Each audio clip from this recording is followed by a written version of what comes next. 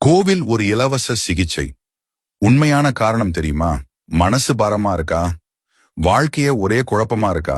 ஒரு ரூபாய் கூட செலவு இல்லாம ஒரு சூப்பரான தெரபி இருக்குன்னு சொன்னா நம்புவீங்களா? ஆமாங்க, நம்ம கோவிலுக்கு போறதுதான் அந்த ஃப்ரீ தெரப்பி. இது வெறும் நம்பிக்கை மட்டுமில்ல, இதுக்கு பின்னாடி ஒளிஞ்சிருக்கு ஒரு அற்புதமான அறிவியல். வாங்க அதை உடைச்சு பார்க்கலாம். கிரவுண்டிங். செருப்பு இல்லாம கோவிலுக்குள்ள நடக்கும்போது அந்த பூமியோட சக்தி உங்க உடம்புக்குள்ள பாயும். உங்க டென்ஷனை குறைச்சு மனச லேசாக்கும். இதான் இப்போ ஸ்டைலா கிரவுண்டிங்னு சொல்றாங்க. Sound healing.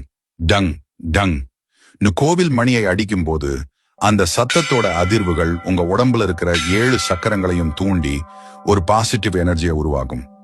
இன்னைக்கு இதை தான் நாம காசு கொடுத்து சவுண்ட் ஹீலிங்னு கத்துக்கிறோம். மேனிஃபெஸ்டேஷன். கண்ணை மூடி கடவுள் கிட்ட உங்க ஆசைகளை மனசு உருகி கேக்குறீங்க இல்லையா? அதுதான் மிக சக்தி வாய்ந்த மேனிஃபெஸ்டேஷன்.